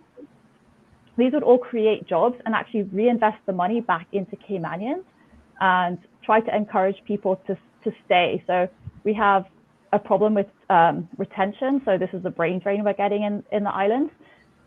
We have trained people, very educated, going to tertiary education in well-known universities, Cambridge, for example, coming back to Cayman, and they can't get a job in their field, even though they're very skilled, very educated, and they can't get, there's no investment in those types of jobs in their field. So we get this brain drain, and we get the loss of skill set. That should be a higher earning job as well. They're not able to also educate younger people. So this is a massive loss to the country. And then we have to keep training more people, but sending them again overseas for more expensive education, when actually we should be we should be able to export our science and our education to other countries in a way that, for example, the islands would collaborate better. So we might say have a better skill set in green energy, and we could then go and use our skill sets in other neighboring islands, and then another neighboring island could say we have a lot better farming skilled farmers, so they could come and teach Caymanians better farming techniques. And so this is sharing the wealth between those nations instead of constantly relying on the US or the UK or Europe or these big countries to constantly import these skill sets. And then we're losing the money out the door. As soon as they sell something, they repatriate their money, and we've lost that money in circulation in our own countries. Right, where we could actually export that knowledge to each other and share that knowledge as another low impact based economy, of where, like to Rico's point, leveraging technology to be able to actually share innovative knowledge and say, oh, we do it like this over here, why don't you try this technique? Absolutely. And you know what Territories Talk is an exact example of that. Obviously, it's very generous, you guys all hosting it at the moment, but it is the exact type of thing that it should be job creation and adding value. And I certainly value watching the shows when I usually watch them back because it's on late at night for me at the moment. But I absolutely get a value from that. So again, I really like the what did we say? To protect the people, to protect the island, promote the people, and preserve for future generations. That's awesome. I totally stand by that. Yeah. That's an awesome takeaway from tonight. Yeah. So I'll probably finish there, but there's definitely a lot of things that we could do to improve that would be low-hanging fruit. Definitely. Yeah. Drexel, what are some of the workable solutions that you see that can be implemented? What's your perspective on that? Sure. Now, I know the government's role is to, one of the major income factors is to earn revenue. I know they want to earn revenue, and they want to develop, the islands. But there must be a balance. And at the moment, it seems like the focus on most governments throughout the Caribbean is develop, which is more or less physical development rather than development of our people. And so we must be able to draw a line where we have to say, let's review our revenue structure. Our governments brag, except for COVID, we brag about this huge surplus, but it doesn't trickle down to the average person on the street. So I would think that the government, first of all, should review the duties, the rates that are being charged. Review those rates and say, let's reduce these rates. I know it will mean a reduction in the government's revenue, but they're already making a surplus anyway. So let's reduce the rates. And I know they want market-driven methodologies, But I think we have to reach a point where we have to, in some things, we have to have some price controls in some areas. It's because people are being taken advantage of. People are just jumping the prices up so high, and there's no control. So at some point, we need to have some control, even if it's only temporary. And I think that will be some temporary solutions.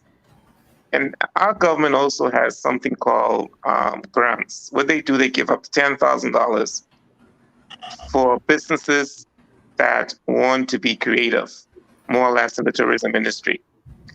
And it also allows, it's up to 30,000 actually, $10,000 in cash, $10,000 in duty exemption, and then $10,000 in technical support.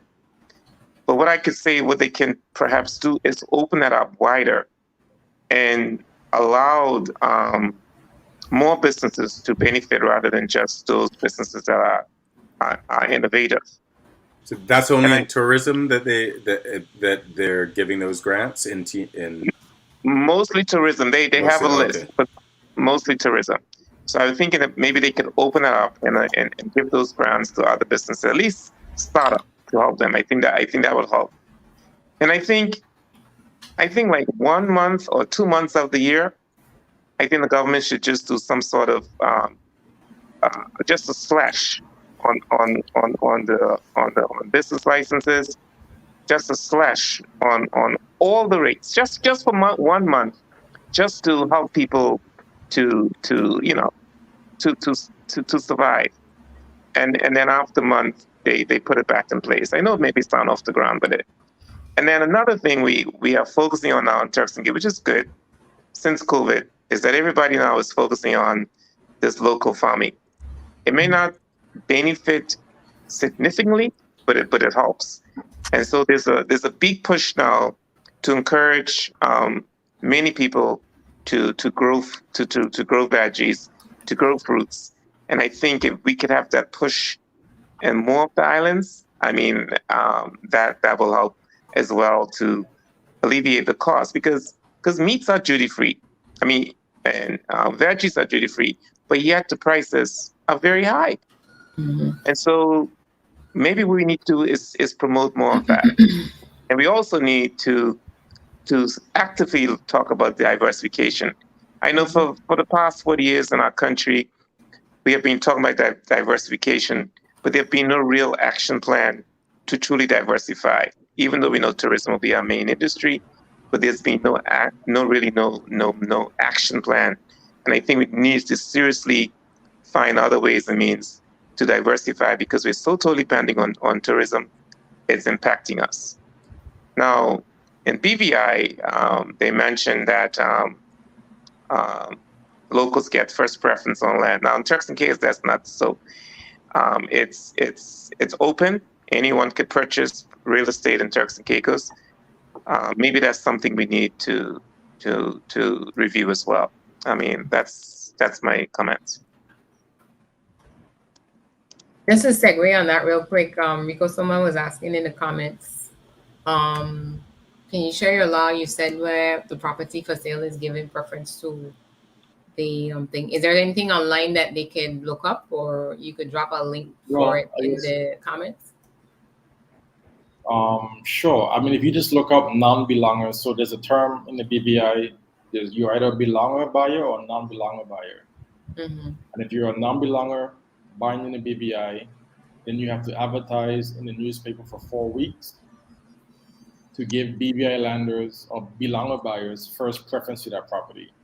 So if you're buying a property, and this, I guess the government has put this into, I guess you guys would agree. You have a foreign buyer come in, property is 300 grand. I mean, we know people, friends, cousins, family that can buy that property for 300 grand. So this is now their chance to discover the property for sale. So it's much harder to buy properties under the table, and like how we like to protect our land and make sure that we stay as local as possible. Belongers get first preference to that property. If no belonger comes forward, then the non-belonger can buy the property, no problem. This is the non-belongers land holding license. Yeah.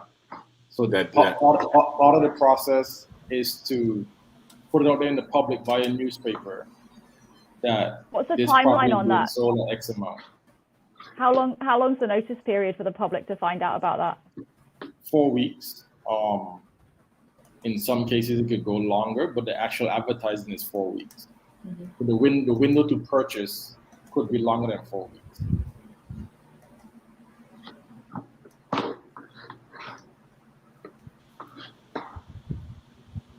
Thank you. I'm gonna put that into the chat for the person who asked that question. And put a link right here.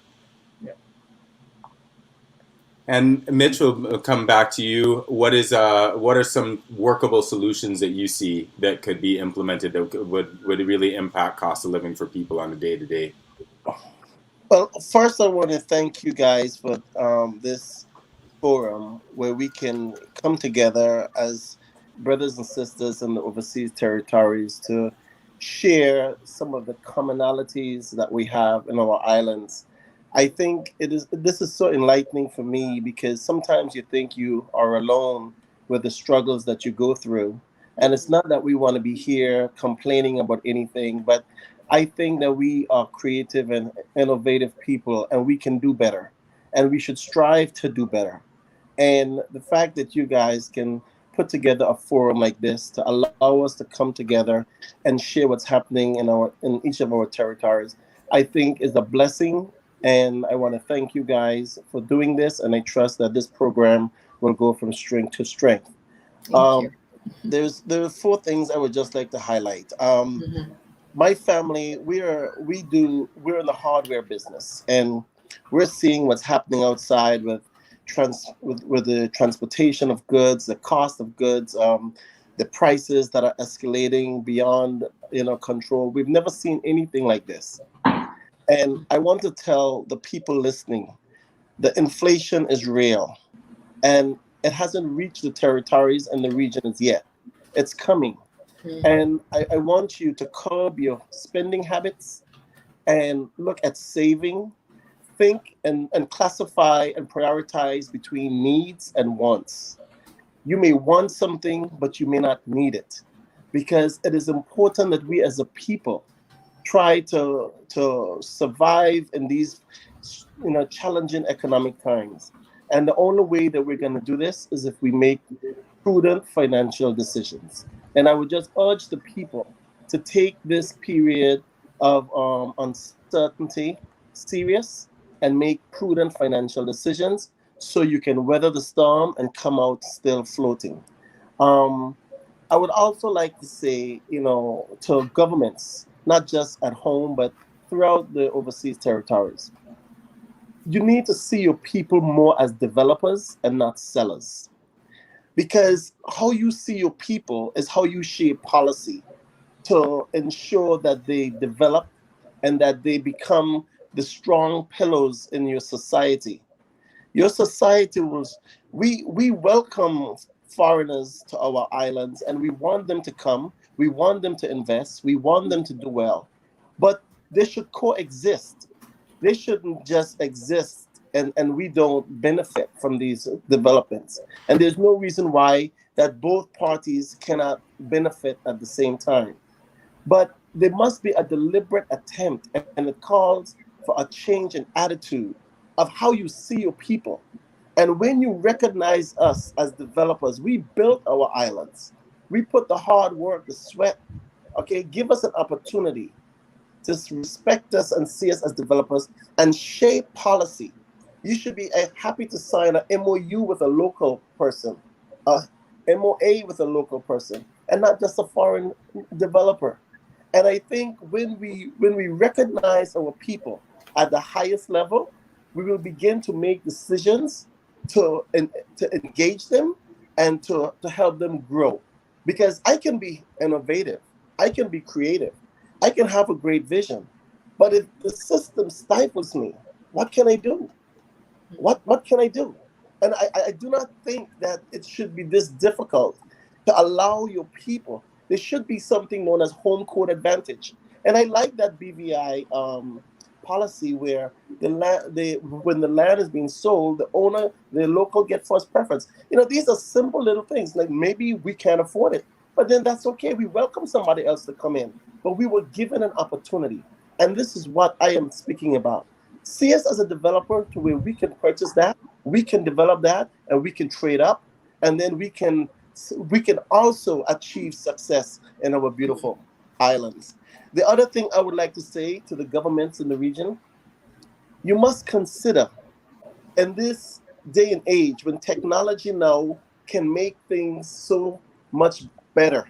And now that we have experienced COVID, where we can work from homes, you must make a deliberate attempt to reduce the size of government. The cost of government is too high, is too inefficient, and the unnecessary taxes that is being incurred on the people to keep big government in play is only a detriment to society. So I would encourage governments bring robust developments into the private sector and start to take your people from the public sector, place them into the private sector where they have to earn their way up, and it's not just a guaranteed salary where you have to be innovative, be creative, and this is where we can find the people who can change our society in a more impactful way. And when you reduce the size of government, maybe all these stupid taxes that you currently have on your books, you can get rid of them and bring relief to the people. In these difficult and challenging economic times, the people of the region need relief. They do not need to be burdened with unnecessary taxes to increase the cost of living, to allow them to run from their homelands and displace them and start all over again. Bob Marley said, starting all over is going to be so rough, so tough. And it's true. We don't need to start over now. We need to be able to embrace the success for the work that we have put into our island, for our sweat, our blood, and our tears. But it calls for a change in attitude from governments to work with the people and let us coexist and build a better region to where the young people can aspire to want to say, I'm a proud BVI Islander. I'm a proud Anguillan. I'm a proud Caymanian because I feel that there is hope and opportunity for me. If I don't have to say, oh, I'm entitled. If I earn, if I work hard, I too have an opportunity to be successful. And when your people can feel that way, I think the sky is the limit for us. And we can do this, but we have to have the will and the desire to change. And the change has to come from the top. It's too parasitic in nature. And the last thing I would like to say, I would like to tell the British, take your knees off our necks. We are tired of your legislation. It is terrible. It is not productive. It is regressive. I can use every negative adjective for you and allow us to exist in our territories. We are peaceful people. We want to be free, not just to roam, but we want to be free to be able to achieve success. Take your legislation, your archaic legislation, back to where you put it together in whatever chambers, and keep it. And let us use our cultural norms to create legislation that the people can appreciate and will help them to grow and develop. And that is what I would like to say in closing. Thank you so much for the opportunity. Thank you, Mitch. Wow. Awesome. So, Eden, I got three things to throw in. I'm here keeping a list because I'm definitely, we got to do something with this. So, three things to throw in because, it's so many different layers to this. And I had a conversation today with a friend of mine when he saw the post and he was like, I hope you don't attack this from, the usual perspective that people take in terms of cost of living and, price controls and all of that. But one of the things that I think is untapped in everything else. So once we get the public policy, the people back in public policy is what I'm hearing Mitch saying. So things like minimum wage, safety nets, incentives for local businesses so that they can thrive in their local economies and actually build up their communities is the regional connections that we need to start to make, such as all of us talk about importation of food. What a difference it would make in terms of pricing if we figured out a way to trade as a block. Right.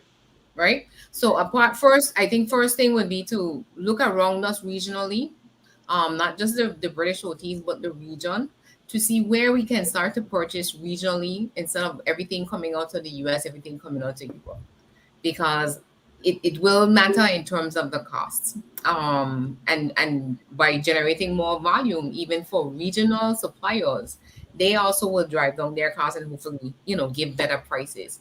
And another thing is a regional shipping company.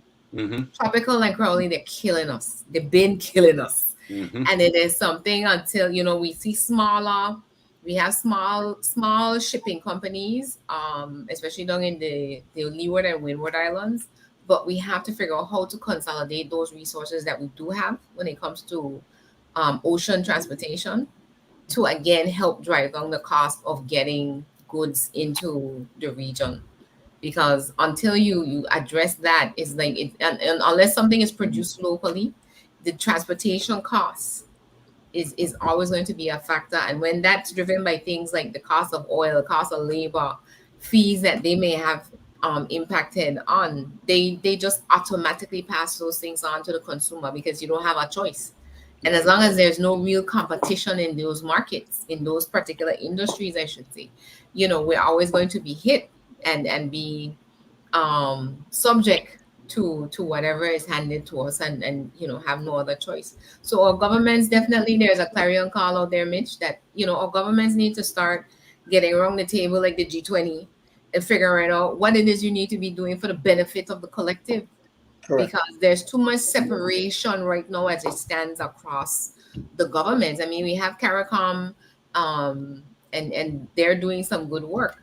But even with us now, especially, it still has OTs and a lot that can be still said about our political status in terms of how we strengthen each other to make that next move. We have to start to come together and to fight these battles as a collective instead of everybody, on their own trying to Correct. figure it out as it were. 100%. Definitely. I think that what you're speaking to here is really interesting to hear Mitch talk about innovating the government and how it should be more of a place for young people to get in there and make culture changing ideas that really can help evolve the government and their stance on it. And then to take this idea of who better than Caribbean people is going to understand the impacts of policies on Caribbean people.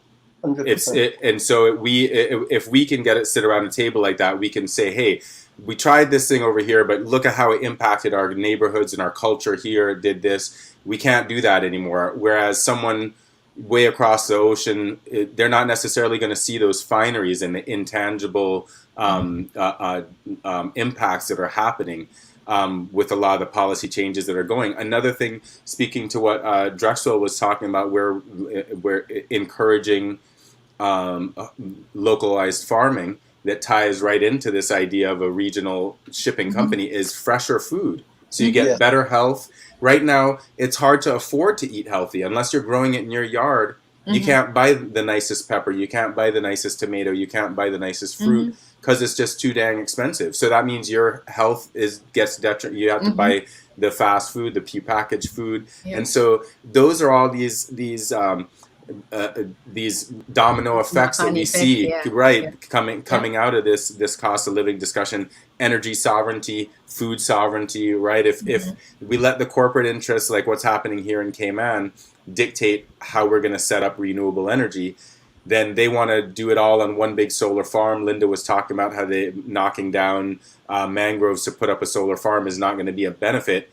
Not to mention it doesn't give you resilience, because if the island gets hit by a storm, you still don't have localized power production. So it makes sense to put it, you create more jobs by innovating the technology and putting it into each little district or each little county or whatever, however it might be divided of. So you need to think of these things, not just the corporate picture and the profit to be made of it and how to spend the money, but how does it really bring benefits to each community, each neighborhood, each household, each person, and how does it really strengthen us as a people.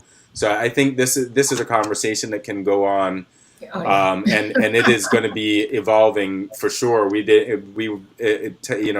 Touched on so many things here, but we can definitely see there is a number of factors contributing to cost of living that is not just, it's not a plain thing. It's a complex issue, even though, as our incredible guests have pointed out, there are a lot of low-hanging fruit. There's a lot of simple ideas that can be implemented that could really have impacts on people's day to day. And I just want us to continue on this conversation. And a huge thanks to our guests for being a part of this conversation and helping evolve the conversation that's happening here in the territories. And we want to, link up with each other on Facebook, link up with each other. We can get contact information here so that if you want to exchange some ideas or delve into some of the ideas that we've been talking about here, that is one of the great things that comes out of this show is exchanging numbers and email addresses. And we want to give a huge thanks once again to everybody who tuned in, asking questions and making comments on the different feeds. And for Bermuda Channel 82 and Virgin Islands CBN Radio 90.9 FM and cbvirginislands.com, and to everyone who's sharing the show around. Just thank you so much for the support here. And we're going to be getting back into our Women in Leadership series in 2 weeks' time, and having more women leaders on the show, and those have been some fantastic episodes. Really, every episode is growing stronger and stronger. We're really building bridges here in the Caribbean. So thanks to our guests today for being a part of this project and really sharing inspiration and information and solutions about what is going on, perspectives of what is going on. It's so crucial for us as a Caribbean people and as a people to grow from strength to strength here. A buy local showcase. That's a great idea. Yeah, I like this one, right? Yeah, and that's the type of movement that we want to start, because it is really something that, again, a lot of change that's going to happen in our territories is going to be grassroots.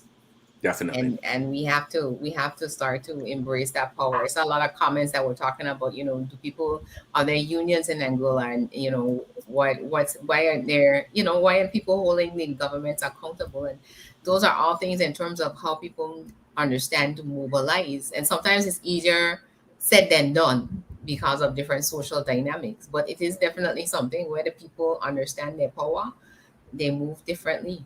And those that we put in power understand who's actually in power, so that's a key thing. Well, we want to again thank our guests. Thanks to everybody that tuned in. This was a great discussion. I can't wait to have a part 2. So we say good night across the region. Thanks for tuning in to Territories Talk, and see you guys next time. Good night. Thank you so much again. Good night. It was a pleasure. Bless.